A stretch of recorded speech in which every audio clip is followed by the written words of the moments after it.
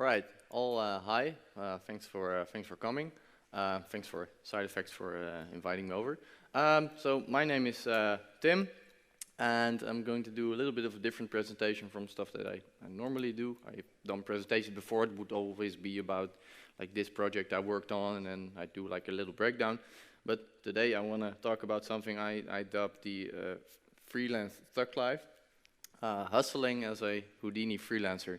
So just going to be about my experiences working as a freelancer for different studios, and obviously this is going to come from my perspective, so it might be different for other people. But you just get a sense of what it's like to freelance as a Houdini artist, and some tips and tricks, I guess. Maybe because more and more people are starting to get into freelancing and using Houdini, so I thought it would be would make for some sort of an interesting presentation. Hopefully. So some stuff about me. So I'm Tim van Helsdingen. I'm from the Netherlands. I'm freelancing for just over 4 years, and I'm still alive, so I guess I'm doing okay. I mostly work in advertising in the broadest sense of the word, so I don't focus on purely motion design or visual effects or whatever. I do a little bit like of everything, as you will see in like a little reel that I edited. I'm a generalist specialized in effects, so I do a little bit of everything, but I mostly focus around building FX related setups and making cool effects, and then occasionally I also shade and render and comp it, but majority is just building the setups and simulating stuff. And I regularly do like tutorials, which you might know me from. So like I made a little, I've never put a show reel online, but I made one for here, so you can see some stuff that I did. Okay, so okay.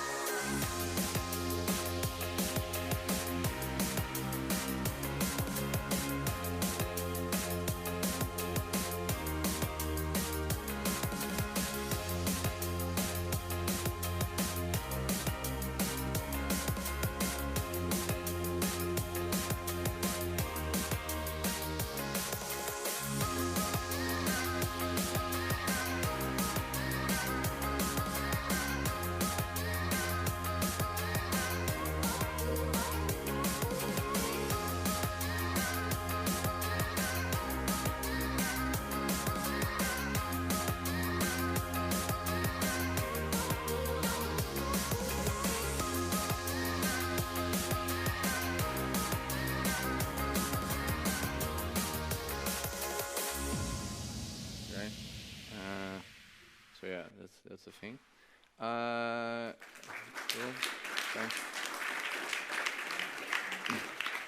All right, so like a lot of different type of things, so it's not as specialized as some of the other guys here did. Anyway, the start of why is it not full screen anymore? Oh well, it's fine.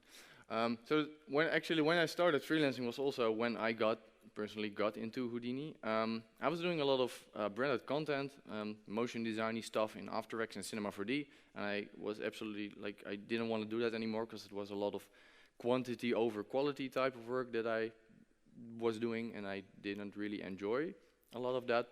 But I always enjoyed like making like cool effecty type of setups, which even when I started doing 3D and 3ds Max, I was always playing around with like Fume and Rayfire. And when I started freelancing, I was like, okay, now I'll probably have more time, so I guess I can start learning Houdini, because everybody was going on about how great Houdini was. So a little bit maybe different from some other people who get into freelancing, but that's what I did. And I really noticed that Houdini is a magic word. It's not. It's named after Harry Houdini, obviously. Because what I really noticed is like, because now more and more studios are starting to use Houdini, and then when you mention that you know Houdini, then everybody is like super interested. If you want to try this out for yourself, go to the recruitment stand in the back, and yeah, that will they will be like looking super bored because they're talking to everybody all day, and then you mention, yeah, but I do Houdini, and then they're like, whoa, come, I want to see your reel. That's also what kind of my experience from doing Houdini as a freelance artist. So some misconceptions about the freelance thug life. because I think there's some misconceptions from some people. So first, it's not being in between jobs, as some people refer to it, I guess. Some people might, like, their contract might not get renewed, and then they're like, okay, I guess I am freelancing now. But if you keep that mindset, if you're gonna start freelancing, you're always like on the lookout for, okay, I'm gonna apply to this job and see what it gets me, and then get some freelance gigs on the side. It's not really gonna, if you don't treat it as a proper career, you're gonna get less out of it. Another thing, it doesn't mean like sitting like this in your home and be by yourself and not meeting anybody. Because actually a lot of the work you will be doing, especially as a Houdini freelancer, you can get in-house at studio, so we will book you for a couple of weeks, and you'd go in-house and work with all of these cool people, and it's actually really interesting because you'll meet people all over the place, and that's quite fun. And of course, you can also only do projects like from your own living room. It might look like this, hopefully not. But it's not necessarily the case of what freelancing is gonna be about. This is gonna be a little bit different, maybe also for where you're located. Like, I live in Holland, and Holland is like super tiny, so I can travel like to every different studio basically within like an hour. So that makes it super easy because there's quite a lot of studios, and I can work for everything in-house basically without needing to spend my time in hotels all of the time. So that's quite nice. Alright, so some stuff about the working everywhere. So you're gonna work as a freelancer within studios, as I mentioned before. So that's gonna, of course, come with some stuff. So you're always gonna be the new guy, and you always have something to prove. If you've ever like applied for a new job and you started doing a job somewhere, of course you're always gonna feel like you need, like they've seen your work, and they're gonna feel like you're gonna need to deliver a certain type of thing, and that's what you feel every time when you're gonna work for a new client. Of course, if you've worked for certain studios a couple of times before, it's not like they already know what they're getting into. But like working for new studios all the time, you always have this feeling that you need to prove yourself, because they will, like every studio probably has experiences working with freelancers that don't really deliver. So they're always afraid of getting another one of those. Oh yeah, this is something about.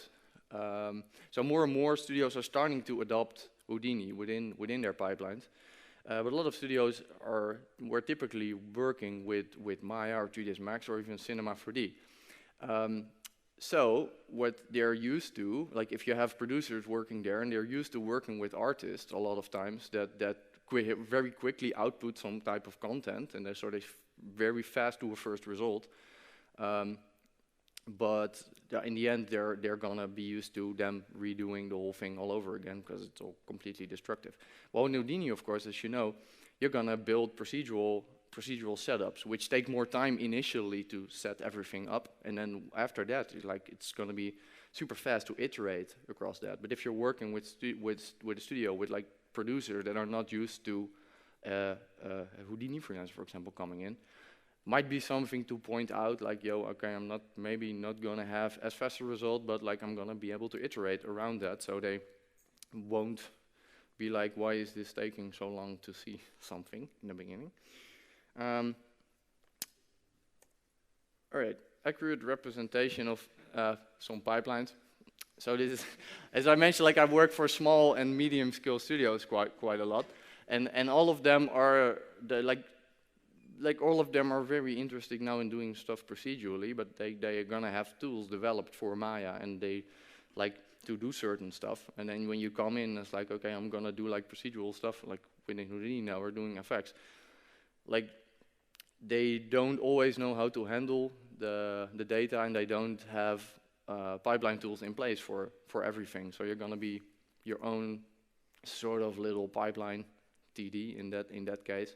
Especially when getting Houdini stuff into Maya, it's always a hassle. I don't know if you have ever tried, but like stuff breaks all the time, and like you cannot import particles, and like certain attributes, you cannot read them. So you need to know how to get your stuff to different applications depending on which studio you're going to work with, and it's something you're gonna learn along the way. And like, that's probably my least favorite part, because sometimes I do a project and like of the 2 weeks you're working on it, you're gonna spend a couple of days even trying to get your stuff into Maya, which is horrible.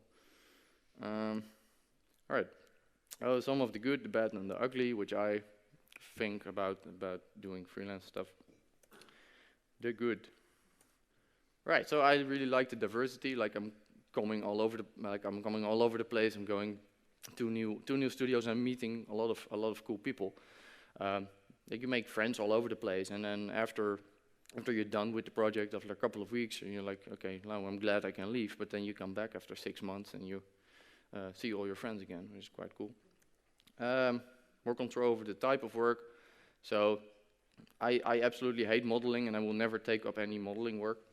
But like because you get offered gigs, and then like if you don't take up the type of gigs, you're not gonna get them offered the next time. Well, if you're gonna keep taking up all of the modeling jobs, and after a while you're gonna be a modeler, and it's not something I personally like to. Maybe some of you are, but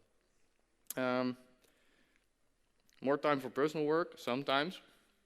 So it's not necessarily, you don't necessarily have a lot of time for personal work, but you can make time for personal work, which is what I like. So what I then usually do is like I round up a project, and then I take some time off after every project to work on personal stuff. I used to not do that, and then I would do it like after work, and then you're doing like, you're only spending time behind the computer. But you can sort of make it work better for you, like if you're doing your own planning, of course. And yeah, of course, the pay is gonna be better. Like if you're gonna work a week, you're gonna make more money than other people do in a month. So that, of course, it depends. Like if you actually need to get jobs in, so that like else you're gonna starve. All right, some of the bad. Yeah, okay. So you're gonna have the dealing with clients and producers, and you're gonna, of course, you're gonna talk about like you're gonna talk about the money aspect. You're gonna plan, like do your own planning. You're basically gonna be your own producer, sort of, and working with other producers. And I rather spend my time making cool setups. But this is stuff you're gonna be doing if you're just like your own business, basically. Almost every gig you do is crunch time. So when working in a company, it might be a little bit up and down. Sometimes you might have like periods which are super busy, and then you might have like periods that are less busy. As a freelancer, they don't ask you to come over if like, okay, yeah, we don't really have much to do, but we like having you here. That doesn't happen. So they get you in if they either lack the skill completely, or there's so much to do that they really need other hands, else they wouldn't be paying the extra money for someone to come in. So every gig you're going to do is be crunch time. And of course, in the beginning of projects, it's going to be a little bit less. You're going to have the R&D phase, and generally it's quite crunchy. It's easy to overcommit, which is something I was doing like pretty like in the beginning, way too much. So I would just say yes to everything. Like, okay, I'll figure out how it will work down the line. So then you end up working 80-hour weeks, which is not ideal. Because like if you're taking up a job, for example, 2-week job, and you're gonna do it, and then something else comes in for like the week after you finish, and like, this should be fine. I have the time. Like, should be free after that. And then the one job extends for a week, and then you're doing double work, and you're juggling multiple jobs, and if you do that for a couple of years, that's the way to get overworked. So don't do that. Oh yeah, and you already mentioned that a little bit with the crunch time, but you're going to be more reliant on your own skill, because especially with the studios that don't have a proper Houdini workflow in place, or they might have one Houdini artist, but like it's not going to be an entire team. So you're going to be more reliant on what you can do. But of course, the community is really great, as Moritz always also mentioned in his talk. Like if you have a question online and you post it, everybody is eager to make you a hip file on how stuff works. So that's quite great. And of course, you're going to have additional costs. But luckily, India is super cheap, so that's good. But you're going to have overhead. Like if you get sick, then if you don't have savings, if you don't have money saved up, you're fucked. So save money.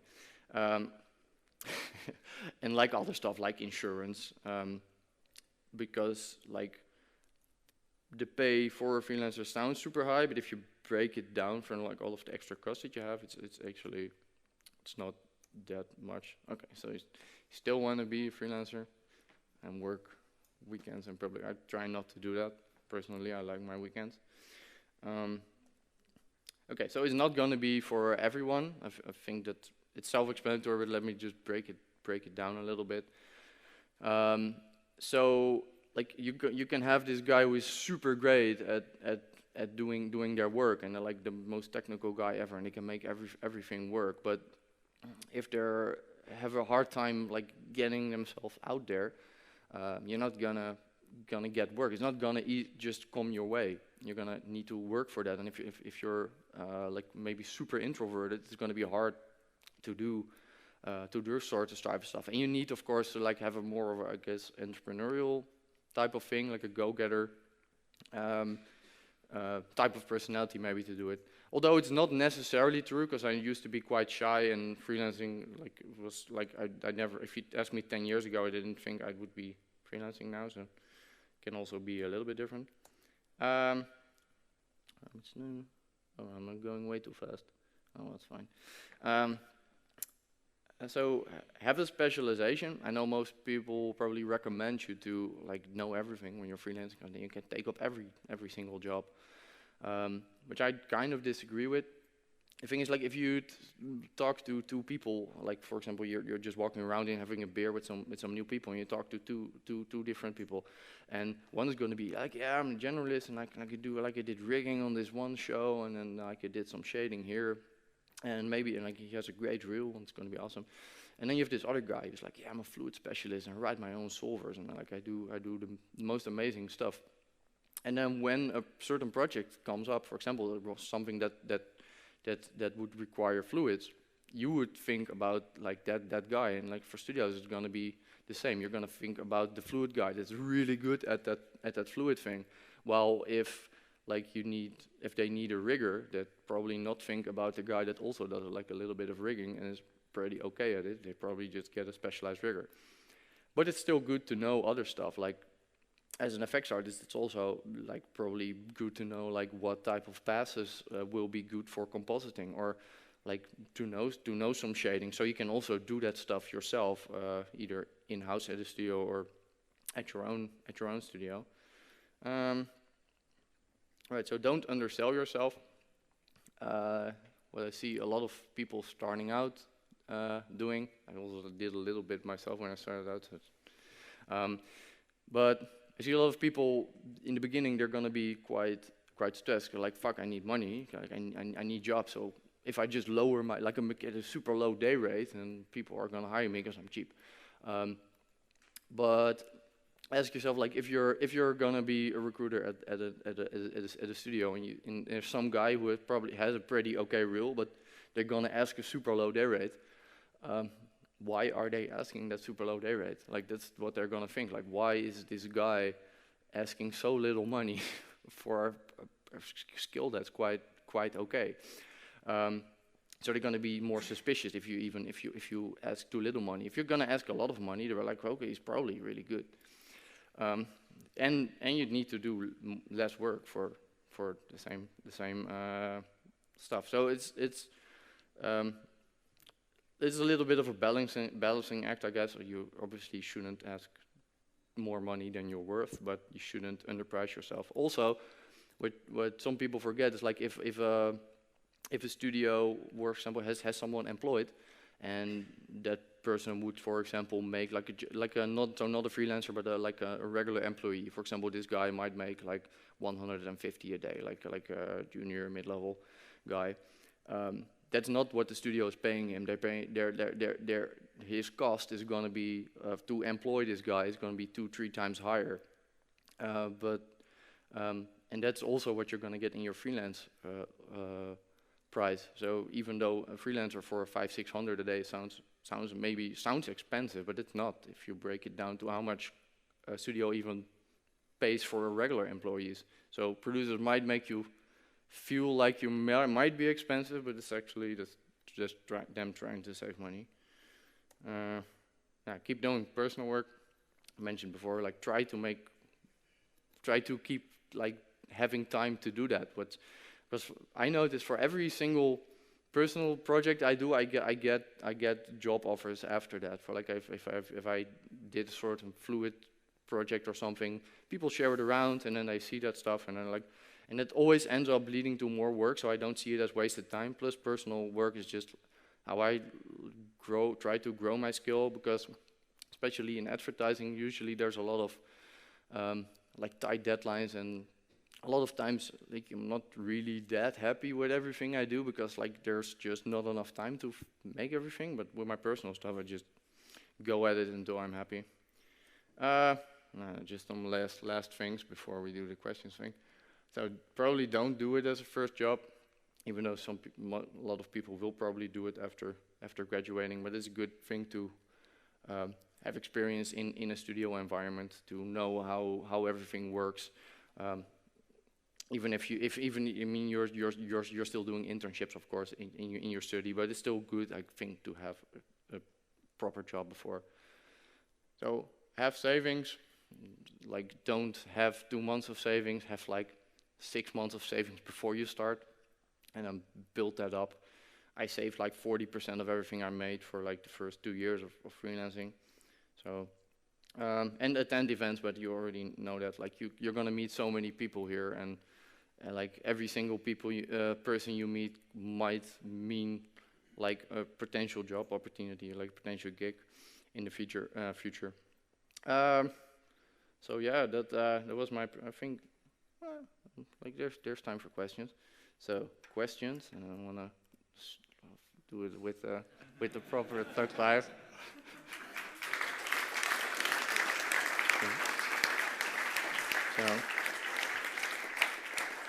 So hopefully it was interesting, even though it wasn't technical about Houdini. Hey, thanks for your talk. Yeah. I have a question about how you approach studios. Like, you mentioned earlier that you don't really have a reel. That's my first question. And the other one is, like, how do you know that a studio needs your skills for certain shots or for certain requirements? Well, of course, like right now, I don't really like you usually approach me because, well, like Holland is quite small, and I'm one of the maybe 3 Houdini freelancers there, so it's not really a large pool to pick from. So that's one thing. But in the beginning, when I started out, when I was doing the transitioning, of course, because I started out doing Cinema 4D and After Effects stuff, but I was just like attending a lot of events and buying everybody beer, and I hosted like my own drinks event to. And invited people from studios over to like, okay, I'm doing this thing now, but like probably if you're starting out, it's good to have a reel. I used to have a reel when I started out, so it's like I just haven't made one because I was never happy with stuff. I was always waiting for new stuff to come before to make a reel. But yeah, in the beginning, just contact a lot of studios. Go to events and show your show reel. Like go to the recruitment stand here and show your stuff. But like after a while, if you know enough people, it's gonna be a word of mouth thing. Because like I just like right now I know a lot of people in my country who like also are doing 3D, and like I recommend them for jobs and they recommend me for jobs. So I haven't really needed to look for anything in a while. Also because of personal work, like if I make like I did the thing was in my reel with like I had the Jeep driving through the mud thing. that was like shared everywhere and on websites. So, and then if people Google like water sim or whatever, then something like that comes up, and then that also leads to work. That's also why I'm saying like keep doing like really good personal stuff and like hashtag the shit out of it so it comes up in like search results.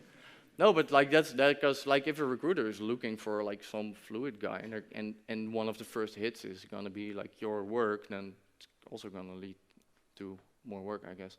So Thanks. kind of rambling, but hopefully that was Yeah, that was great. interesting. Thanks. More questions?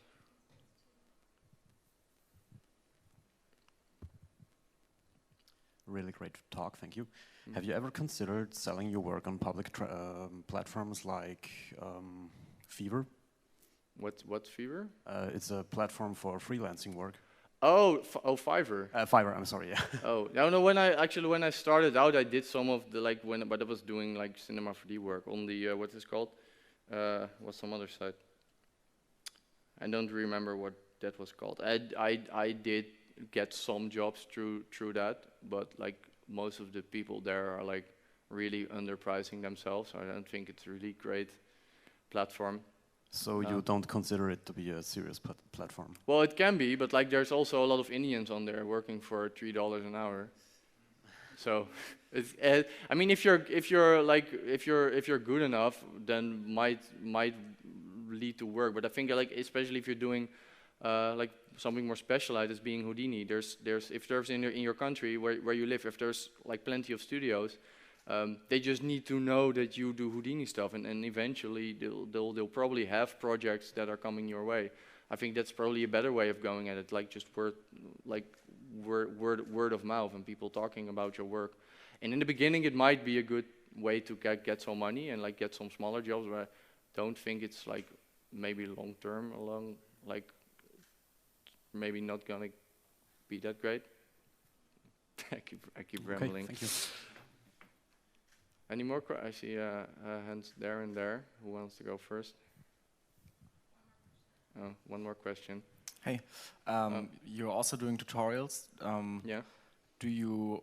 I think you have a Patreon page. Yeah, since like a couple of weeks. Do you also make some money from that, or is it really just giving back to the community and the hobby basically? Well, I've been doing tutorials for years, and I never charged for any of the stuff that I did. If you've been following me on Vimeo for like quite a while, like I made pretty long tutorials. It actually takes quite a while to make, and I was selling some stuff on Gumroad, like, but it's not. It makes some money, but it's not that much. And now I'm doing the Patreon because I thought it might be a nice way to like keep up to date.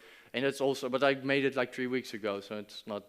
I mean, I cannot pay my rent for it, but it's growing. So I just do it because I like giving back to the community, but what I'm doing then is like I usually make the videos free and then I make some hip file paid and then people can support. If they want the hip file, they can just buy it. But it's more of a thing I like to do for fun. So. Cool, thanks. So that was, I think that was the last one. If you have other questions, you can just come after to ask stuff. So do that. Thanks, Tim.